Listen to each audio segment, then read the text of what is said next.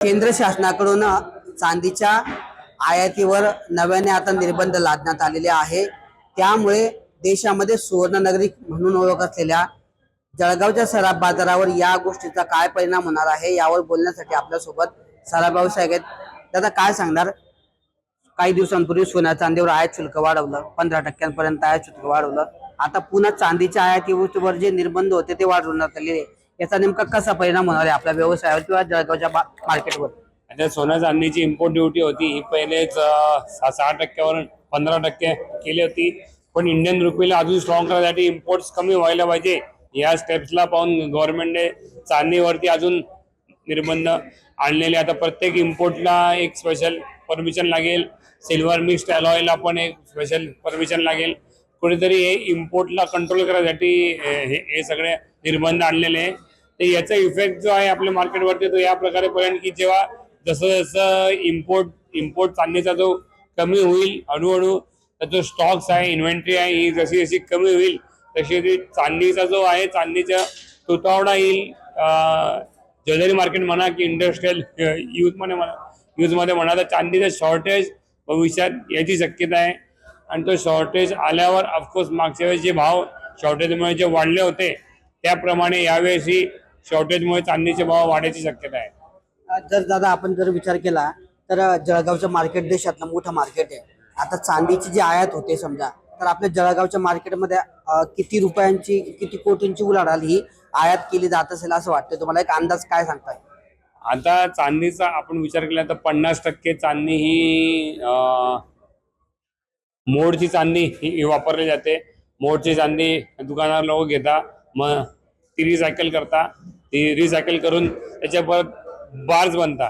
तर कुठेतरी याचा जो पार्ट आहे हा फक्त 50%, पण 50% जी चांदी आहे ही आयात होते ती कारागीरकडे जाते, त्याचे दागिने बनता किंवा कॉइन्स बनता किंवा बार्स बनता। तर 50% जो चांदीचा जो पुरवठा आहे ज्वेलरी इंडस्ट्रीमध्ये तो आयातने होतो।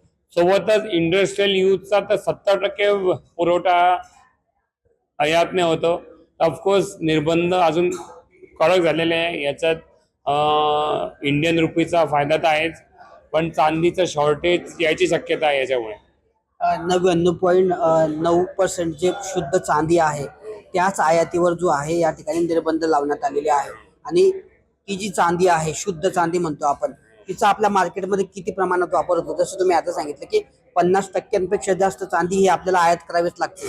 जर तसं शक्य नाही झालं, शुद्ध चांदी आयात करण्याची प्रक्रिया बंद झाली, तर व्यवसाय ठप्प होईल असं वाटतं तुम्हाला? आता चांदीचे जे दागिने आहे, पायल, चेन, भांडे, दिवे, जेही चांदीचे प्रत्येक दागिना हा पहिले 999 चांदी ही येते, कारागीरकडे जाते, त्याच्यात तांबा मिक्स होतं, मग त्याचा एक दागिना बनतो। काही प्युअरचा दागिना बनतो, काही फॅन्सी दागिने बनतात, फॅन्सी दागिन्यामध्ये तांबा मिक्स करून दागिने बनवतात।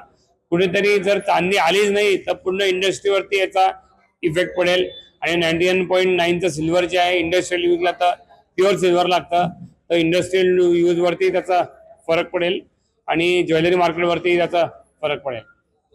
तर अशा पद्धतीने एकंदरीत शुद्ध चांदी जी आहे, चांदीच्या आयातीवर जे निर्बंध लावण्यात आलेले आहे त्याचा देशाबरोबरच जळगावच्या सुवर्णनगरीवर देखील मोठा परिणाम होणार आहे। कारण 50%पेक्षा जास्त चांदीची आयात ही केली जाते आणि त्यावरच हा संपूर्ण व्यवसाय अवलंबून असतो।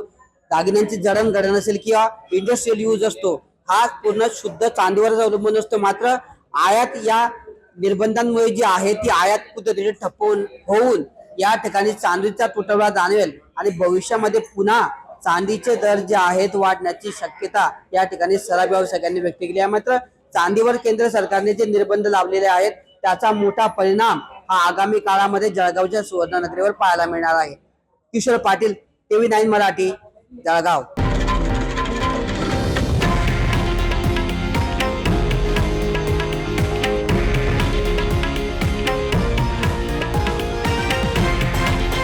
हे आहे देशातील नंबर 1 न्यूज नेटवर्क आणि आपण पाहत आहात TV9 मराठी, एकमेव।